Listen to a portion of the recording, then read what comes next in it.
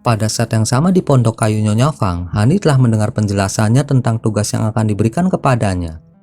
Dan dia saat ini memasang ekspresi kontemplatif di wajahnya. Jadi, Anda meminta saya untuk menemani Immortal King ke sarang binatang iblis untuk mengamankan semanggi darah Yin 7 daun. Tetapi pembatasan telah ditetapkan pada satu-satunya jalan menuju ramuan roh. Karena itu, Anda membutuhkan kekuatan prajurit penyempurnaan tubuh yang kuat untuk melanggar batasan itu. Apakah itu benar? Hani bertanya dengan suara pelan. Itu benar, Saudara Han. Meskipun kultivator seperti kami juga dapat secara paksa menerobos batasan itu, ada kemungkinan besar binatang iblis penjaga di sana akan memperhatikan kami jika kami menggunakan kekuatan sihir kami. Dan itu akan mengkonsumsi ramuan itu sendiri daripada membiarkan kami mengambilnya. Karena itu, kami hanya dapat meminta bantuan manusia tanpa kekuatan sihir.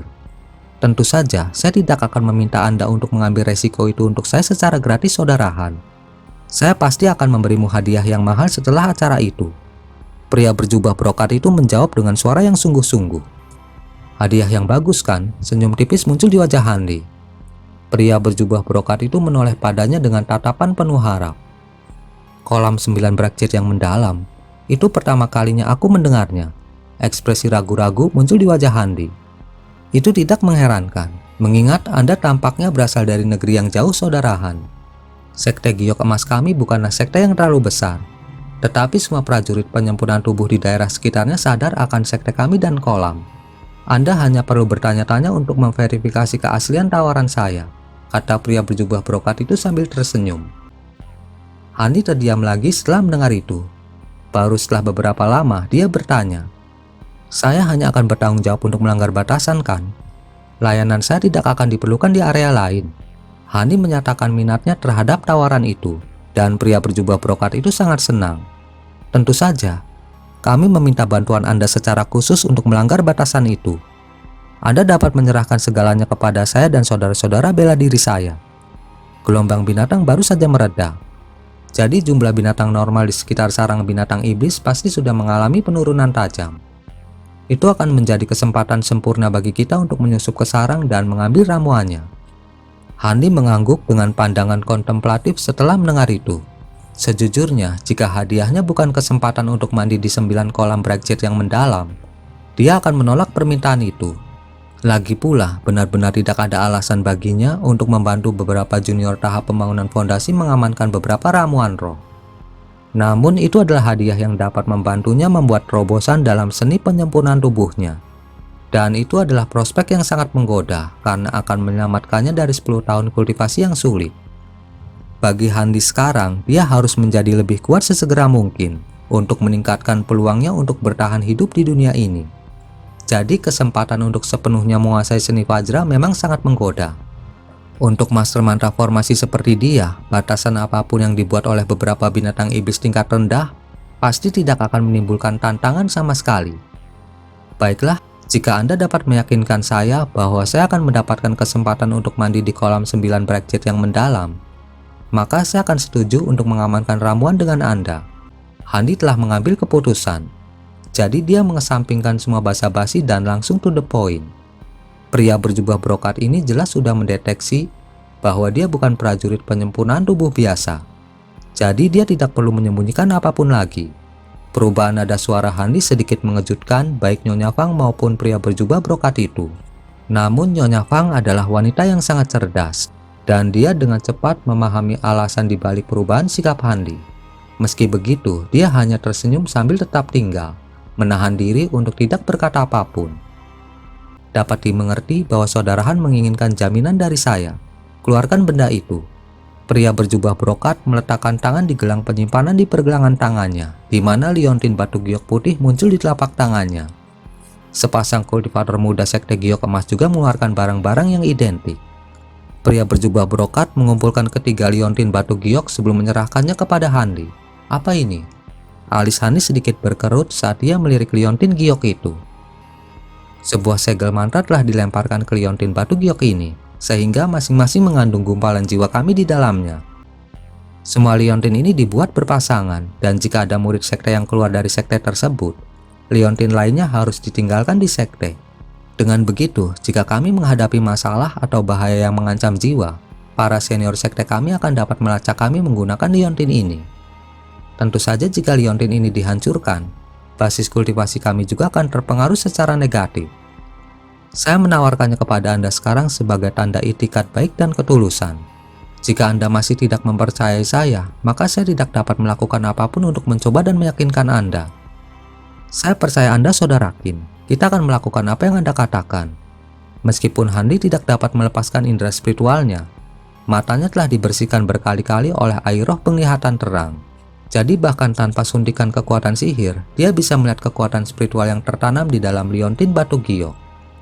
Jadi tampaknya pria berjubah brokat itu mengatakan yang sebenarnya. Karena itu, dia mengantongi liontin giok dengan senyum tipis di wajahnya. Bahkan jika liontin batu giok ini ternyata palsu, dia bisa dengan mudah mengurus trio ikan kecil seperti mereka jika mereka mencoba dan mencabut janji mereka. Ketiga kultivator sangat gembira karena Handi telah setuju. Karena itu, mereka memutuskan untuk pergi ke tempat ramuan roh lusa. Dan setelah mengobrol lebih lama, mereka semua berangkat dari kabin kayu. Handi ditempatkan di sebuah pondok kayu di dekatnya yang sedikit lebih kecil, sehingga dia bisa beristirahat dan mempersiapkan dirinya dalam kondisi terbaiknya. Satu malam dan satu hari berlalu dengan lancar dalam sekejap mata, tetapi ketika malam tiba lagi di hari kedua, pemukiman manusia sementara ini mendadak aktif. Itu karena penguasa kota Anyuan telah muncul sepenuhnya tanpa cedera di pemukiman mereka. Perkembangan ini secara alami menciptakan kegemparan di seluruh perkemahan. Bahkan Nyonya Fang meninggalkan kabin kayunya untuk mengunjungi Tuan Kota Zhao secara langsung. Setelah mendengar tentang itu, bayangan Daer melintas di benaknya sebelum hatinya kembali tenang. Dia akan aman sekarang dengan kakeknya. Namun tidak lama setelah itu, seseorang dikirim ke kabin Handi. Ternyata Tuan Kota Zhao berencana untuk membawa cucunya ke temannya di kota asal surgawi. Tetapi Daer bersikeras untuk melihat Handi lagi sebelum dia pergi. Tuan Kota Zhao juga tampaknya tertarik untuk berterima kasih kepada penyelamat cucunya secara langsung. Karena itu, Handi keluar dari kabin kayu setelah beberapa saat merenung. Pria berjubah ungu itu memasang ekspresi baik hati saat melihat Handi dan berkata, "Jadi Anda adalah Handi.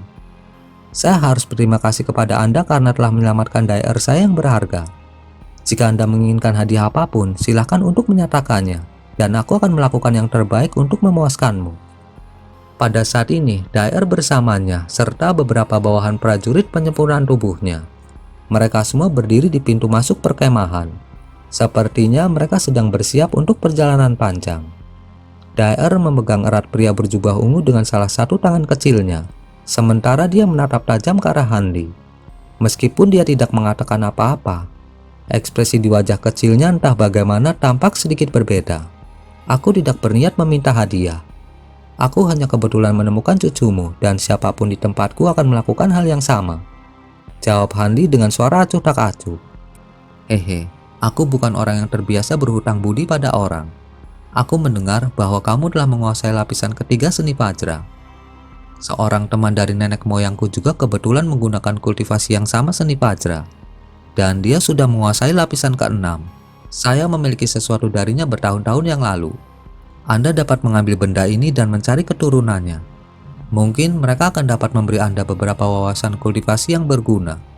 Pria berjubah ungu itu tertawa terbahak-bahak sebelum menyerahkan pedang pendek yang tampaknya tidak mencolok kepada Handi. Bibirnya kemudian berkedut saat dia mengomunikasikan lokasi dan nama orang tertentu kepada Handi melalui transmisi suara. Melihat itu berpotensi menguntungkan kultivasi seni Vajra, Handi menerima pedang pendek itu setelah ragu-ragu sebentar. Setelah itu, Tuan Kota Zhao mengucapkan selamat tinggal kepada Nyonya Fang dan semua orang, sebelum naik ke kuda serigala raksasa bersama Daer. Namun tepat pada saat itu, serigala yang tampaknya jinak tiba-tiba melompat ke ketinggian lebih dari beberapa puluh kaki ke udara, seolah-olah ditakuti oleh sesuatu. Pria berjubah ungu itu sedikit terkejut dengan perkembangan yang tiba-tiba itu. Tetapi dia menjepitkan kakinya erat-erat ke tubuh serigala dan cahaya hitam samar melintas. Setelah itu serigala raksasa menjadi jinak lagi.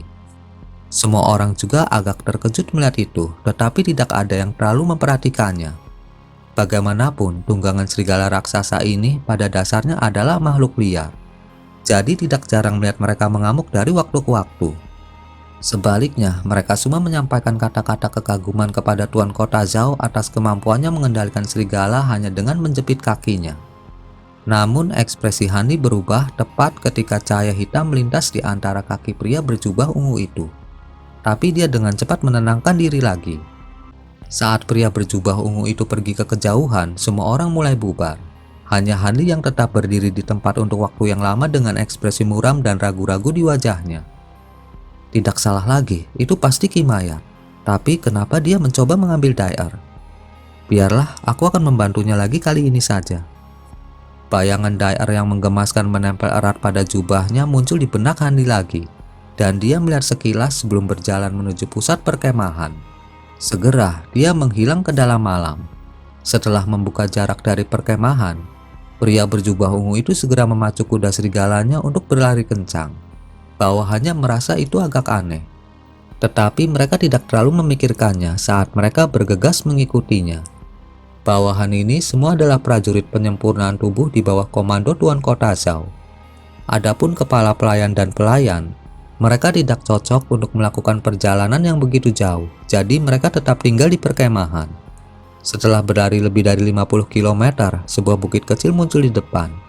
Sebuah cahaya aneh melintas di mata pria berjubah ungu itu saat dia mengubah arah dan mendesak kuda serigalanya untuk melakukan perjalanan menuju bukit itu. Bawahannya agak bingung dengan itu, tetapi mereka masih mengikuti di belakangnya. Namun setelah mencapai puncak bukit, pria berjubah ungu itu tiba-tiba menarik kendalinya dengan kekuatan yang sangat besar, menyebabkan kuda serigalanya berhenti mendadak di jalurnya. Semua orang di belakangnya secara alami juga berhenti. Tepat pada saat itu, pergantian peristiwa tiba-tiba terjadi. Sebuah celah besar tiba-tiba terbuka di tanah di bawah salah satu cakar serigala. Serigala dan penunggangnya tertelan ke dalam tanah bahkan sebelum mereka sempat berteriak. Semua orang sangat terkejut dengan perkembangan itu dan mereka baru saja akan bergegas maju untuk menyelamatkan rekan mereka ketika dua tombak tulang melesat keluar dari tanah, menembus tubuh mereka seperti kilat dan langsung membunuh mereka di tempat. Orang terakhir akhirnya menyadari bahwa ada sesuatu yang salah, dan dalam keterkejutan dan ketakutannya, dia segera membalikkan kuda serigalanya dan melarikan diri ke kejauhan. Namun ular piton hitam berkepala 3 tiba-tiba muncul, menenggelamkan 3 pasang taringnya ke dalam tubuhnya sebelum merobeknya menjadi 3 bagian.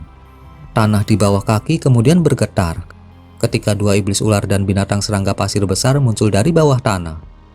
Baru kemudian pria berjubah ungu itu berbalik dengan ekspresi dingin dan menginstruksikan, "Bersihkan semuanya, jangan tinggalkan tanda apapun." Dia kemudian melompat turun dari kuda serigala dengan Daer di tangannya. Dia menatap serigala raksasa itu dengan dingin sebelum tiba-tiba memukul kepalanya dengan keras.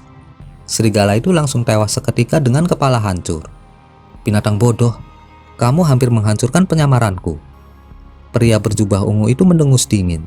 Sepanjang seluruh proses itu, ekspresi Daer tetap benar-benar tenang, seolah-olah dia tidak melihat apa-apa. Itu jelas bukan reaksi yang seharusnya ditunjukkan gadis seusianya saat menyaksikan adegan pertumpahan darah dan pembantaian seperti itu. Segera, binatang iblis telah sepenuhnya memakan tubuh para kesatria dan kuda serigala mereka, dan seolah-olah tidak ada yang pernah terjadi di tempat itu. Tuan Kota Zhao mengangguk dengan ekspresi puas setelah melihat itu.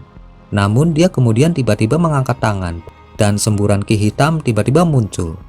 Ki hitam memanifestasikan dirinya menjadi tombak pendek yang panjangnya 3 hingga 4 kaki dan dilemparkan seperti kilat ke arah yang tampaknya tidak lain hanyalah udara tipis.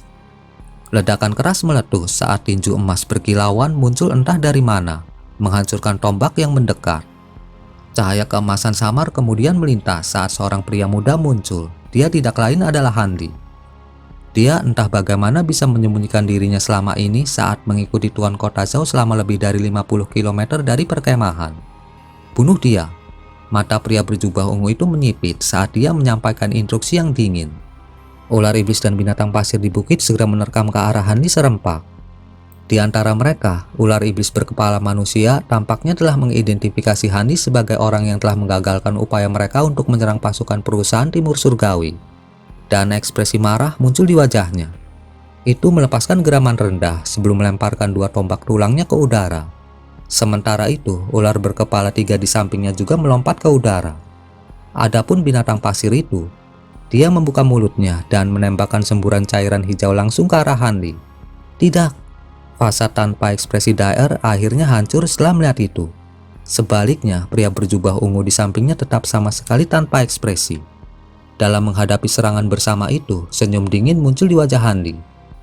Dia mengepalkan tinjunya, sebelum mengarahkan pukulan dahsyat ke arah dua tombak tulang. Setelah dua pukulan keras, dua tombak tulang hancur, seolah-olah dipukul oleh palu godam, hancur menjadi pecahan dalam sekejap mata.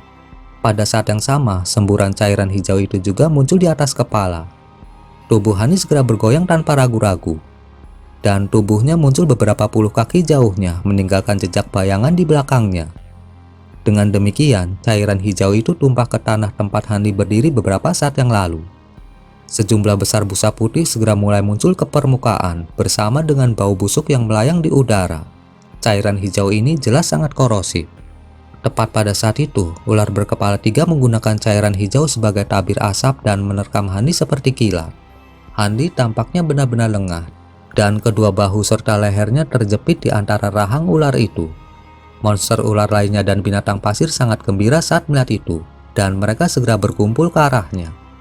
Ekspresi Hanli menjadi gelap saat dia melepaskan dengusan dingin. Dia meraih kepala ular itu dengan kedua tangan, lalu merobeknya dengan bersih dari tubuhnya dalam satu gerakan yang kuat. Binatang ular itu dilemparkan ke dalam kemarahan buta oleh penderitaan yang menyiksa, dan dua kepala lainnya menancapkan taring mereka ke bahu Hanli dengan keganasan gila yang lebih besar. Namun Hanli hanya menyapu tangannya yang lembut di udara, dan dua kepala binatang ular lainnya juga dipenggal di tengah semburan cahaya keemasan. Setelah mengaktifkan kekuatan lapisan keempat seni Vajra secara maksimal, bahkan tangan kosong Hanli sekuat harta karun. Hanli tidak berhenti bahkan untuk sesaat saat dia berputar, mewujudkan beberapa proyeksi untuk memerangi dua binatang yang tersisa. Setelah semburan tangisan ganas dan pertempuran singkat, darah kedua binatang itu mulai menghujani tanah dari langit. Hanli muncul dari badai darah dengan ekspresi dingin. Bunyi keras kemudian meletus saat dia muncul lebih dari 100 kaki jauhnya dengan tangan tergenggam di belakang punggungnya, dan punggungnya lurus seperti anak panah. Baru kemudian, beberapa bagian dari bagian tubuh binatang yang terpotong-potong jatuh dari langit dan menabrak tanah, menodai pasir di bawah dengan warna merah tua. Hanli dapat dengan mudah membunuh ketiga binatang buas itu dengan tubuhnya yang sangat kuat. Siapa kamu, dan mengapa kamu menggunakan mayat itu untuk mencoba membodohi semua orang? Hanli menginterogasi dengan suara yang menusuk tulang saat dia mendekati pria berjubah ungu di atas bukit. Pada saat yang sama, aura mengancam terpancar dari tubuhnya, dan lapisan ki putih keabu-abuan tampaknya telah muncul dari belakang punggungnya. Aura buruk yang telah disempurnakannya menggunakan seni Bright Jet secara refleks dilepaskan oleh Hanli pada saat itu juga. Jika dia menghadapi lawan normal, kemungkinan besar mereka akan sangat dilemahkan hanya karena aura buruk itu. Pria berjubah ungu berdiri dengan tenang di tempat selama ini, dan dia tidak mengedipkan mata bahkan ketika ketiga binatang itu dibunuh secara berurutan. Namun sedikit kejutan akhirnya muncul di wajahnya saat melihat aura mengerikan yang kuat memancar dari tubuh Hanli. Setelah menguasai lapisan keempat seni Vajra, bahkan manusia dapat berlari secepat angin dan mengikuti salah satu tunggangan serigala dengan mudah. Tetapi sangat menarik bahwa Anda dapat memanipulasi sudut cahaya dan lingkungan Anda untuk menyembunyikan diri Anda tanpa menggunakan kekuatan sihir apapun. Namun yang lebih membuatku tertarik adalah aura mengerikan yang memancar dari tubuhmu. Tidak mungkin seorang pejuang penyempurnaan tubuh biasa akan memiliki aura mengerikan yang begitu besar. Siapa kamu? Pria berjubah ungu itu menanggapi dengan baik. Ekspresi Hanli menjadi gelap setelah mendengar itu. Dia jelas tidak terlalu senang pertanyaannya dijawab dengan pertanyaan lain. Dia melirik daer yang sedikit terguncang dan menengus dingin. Mengapa aku membuang-buang waktu bertengkar dengan boneka mayat? Apakah kamu ingin mengakhiri dirimu sendiri atau menyusahkanku untuk melakukannya? Cahaya keemasan kemudian memancar ke seluruh tubuh Hanli saat dia berjalan menuju bukit. Jika boneka mayat tidak bisa, lalu bagaimana denganku?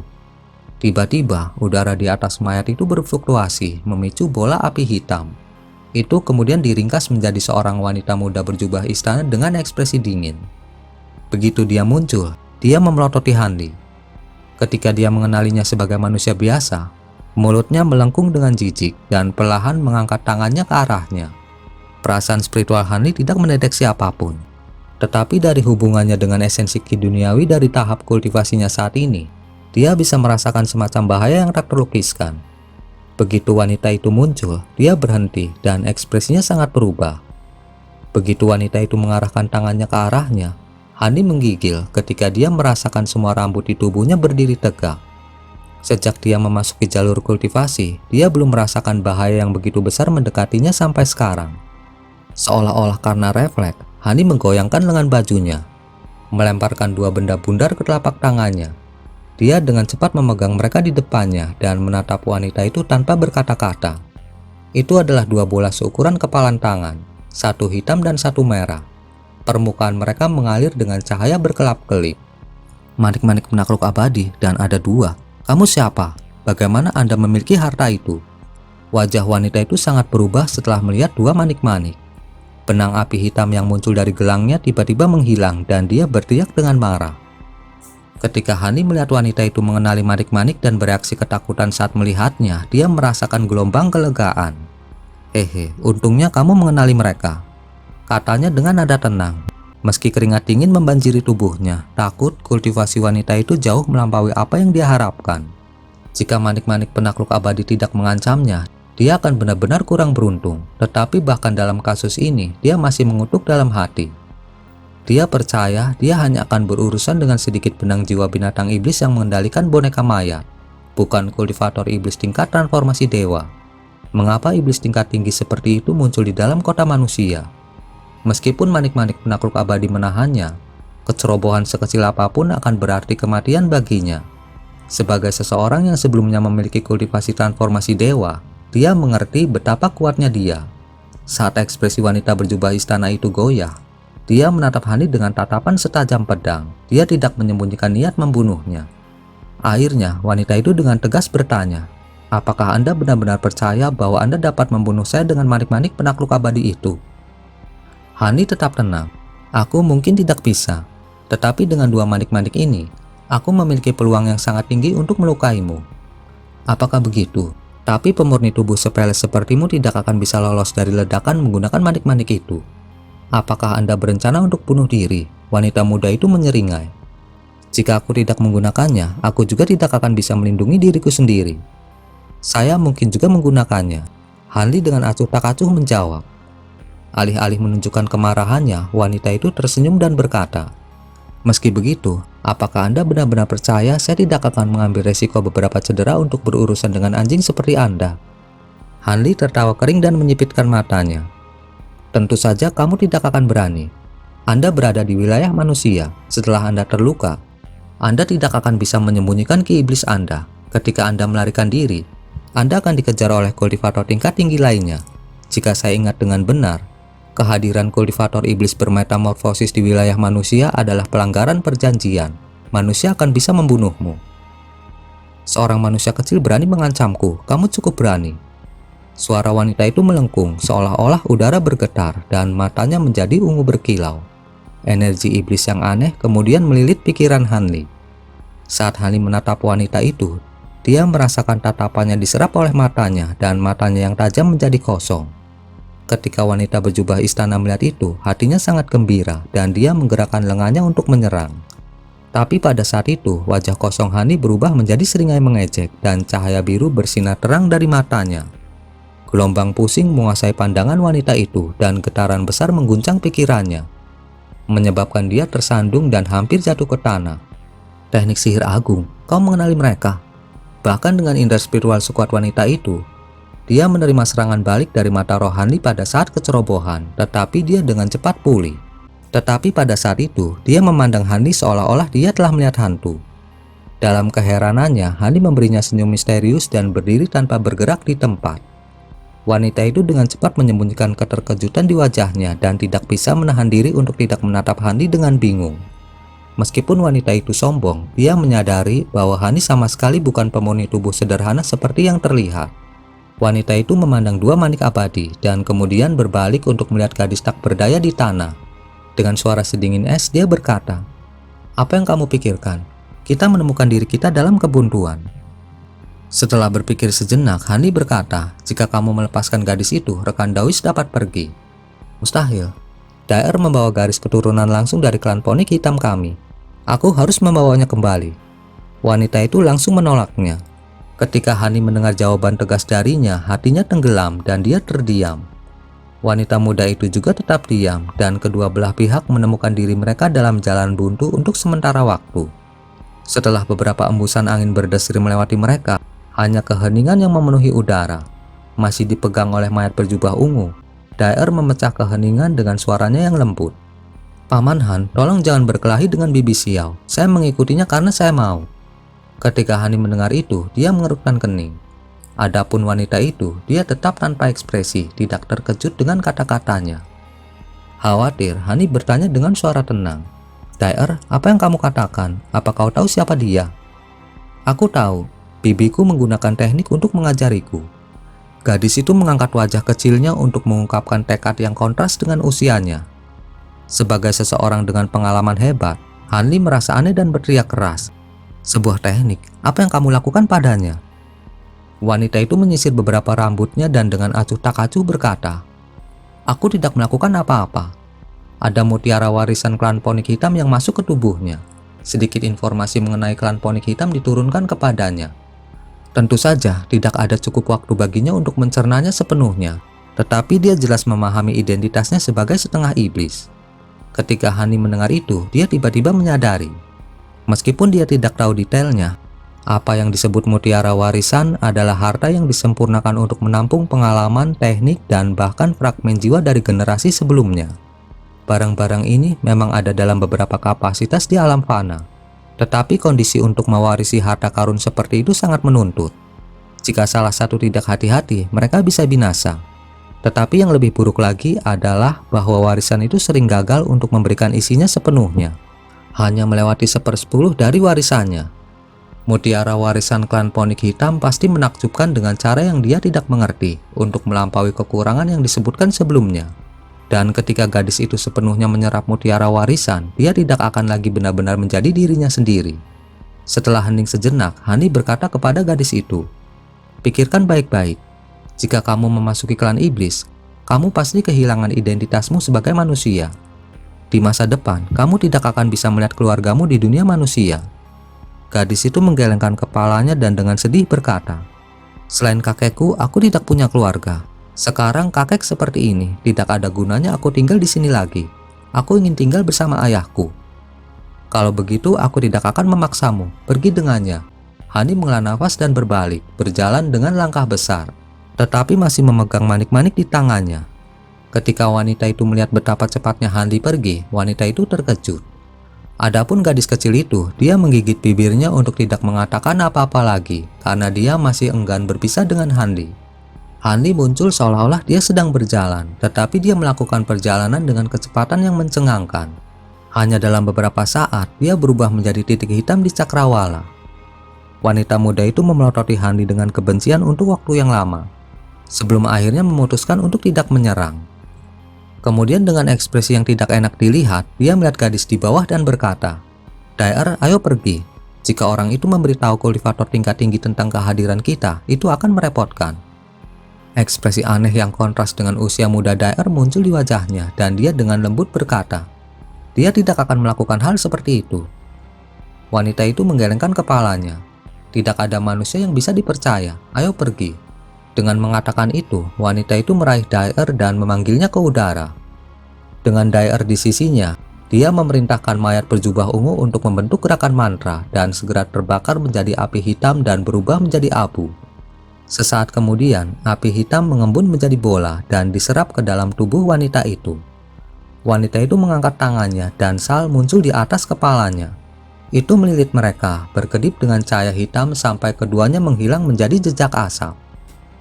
2 hari kemudian di camp manusia 50 km jauhnya, beberapa garis cahaya terbang keluar pada alat sihir mereka. Mereka adalah kultivator sekte Gyokemas dan Hanli. Mereka bepergian bersama dan tidak akan kembali.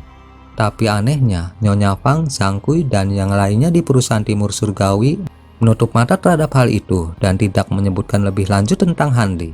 Seolah-olah wakil pemimpin Han tidak pernah menjadi bagian dari perusahaan timur surgawi.